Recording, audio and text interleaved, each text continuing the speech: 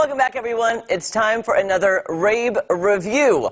Well, The Chilling Adventures of Sabrina Part 2 has dropped on Netflix, and Sabrina is back and more powerful than ever. Part 2, in my opinion, is faster and more fun than the first part. The first part took so long to get going, and all of the building of the backstories and the character development. Okay, now we know the characters, we know what's going on, and we can jump right into the action. Part 2 is 9 episodes, and this is not a show for the faint of heart. It is very, very, very, very dark and a little bit gruesome. And not the happy, cartoonish version of Sabrina that we saw earlier played by Melissa Joan Hart. Not that version at all. This show is not for everyone. I initially started watching the show for Kiernan Shipka, who plays Sabrina, who I literally saw grow up on Mad Men. We all did. She's amazing, and she's turned out to be quite the actress. So it's usually hard for a child star to transition from child star to adult actress, but she's done a great job. Part 2, the episodes are fun, they're quick to watch, and some of the scenes, I'll admit, I do have to watch with my hand over my eyes because I do not like the violence and the gore. I'll be honest with you, okay?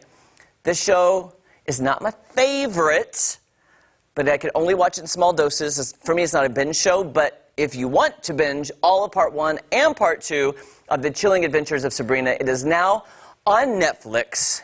Don't say I didn't warn you, okay?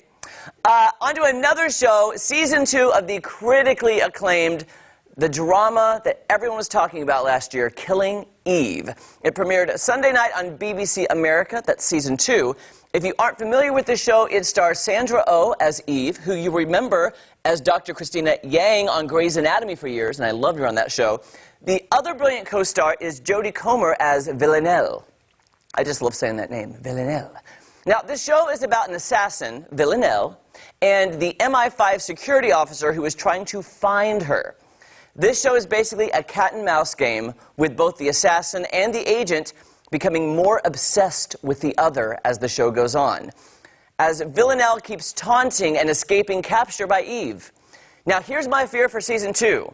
It's sometimes called the sophomore slump, because the first season, it was so great, and it had such wide critical acclaim for the story and the acting. Can the new season actually live up to the hype, the creativity, and the praise of Season 1?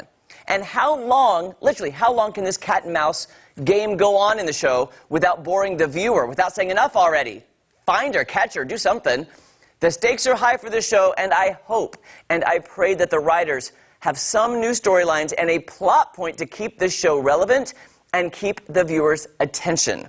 Now, Sandra Oh is the actress who receives most of the critical acclaim and the award nominations and wins for the show, but however, in my opinion, Jodie Comer as Villanelle, who is amazing. She deserves just as much love and credit and awards for her amazing and deeply disturbing portrayal of this psychopath assassin.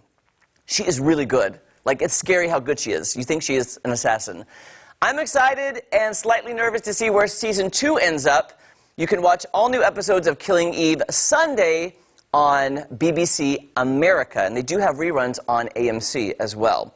The show I'm most excited about this year so far, Fauci Verdun, premiered last night, and it is amazing. Every theater nerd geek out there will be salivating at this show. Michelle Williams steals the show. I'm going to have an in-depth Rabe review on that next week. I did not have time to write the review, but I'm telling you this, it lives up to the hype. And if you love musical theater, if you love learning things about history and shows, you're going to love this show. It is amazing. Okay, things to look forward to. I'm really excited about this next show. A new series premieres on Netflix on Friday, and it's executive produced by Jim Parsons of The Big Bang Theory. It's called Special. Now, it's based on a book called I'm Special and Other Lies We Tell Ourselves by Ryan O'Connell. Now, Ryan O'Connell, right there, you see him right there, he also stars, writes, and produces this show, and he also has cerebral palsy in real life and on the show. So I love they turned his book into this TV show, and it's loosely based on his book and his life, but I love as someone who is an uncle of someone with cerebral palsy, I love that he said, you know what, Hollywood? I have cerebral palsy, deal with it. I can act, I can write, I can star in this show, I'm going to produce it, and he's doing it, so I'm so excited to watch this show to show that handy-capable people can do anything. So I already like this guy. I don't know, I've not seen it yet. I'm looking forward to Friday. And then, of course, the big premiere coming up Sunday, Game of Thrones, back for its 8th and final season. I will be honest with you, I am not in the Game of Thrones fan geekdom. I tried to watch, I watched all season 1, started season 2. I just don't get it. The fantasy is not, sci-fi fantasy, these worlds, it confused me. It's very graphic. But I know a lot of people love this show. A lot of people love it. It's huge. I'm actually shocked it's going to end because, you know, when something is making a lot of money for a network, they like to keep it going.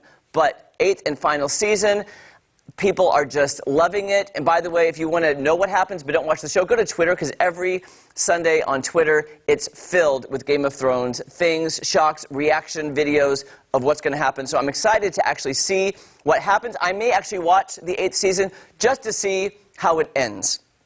I've read all the synopsises. I know what is happening. It's not for me. But if you love that, it's back on Sunday, the final season on HBO. A lot of great shows out there to look forward to. It's a great year for television, and I'm super excited to report on all of them for you.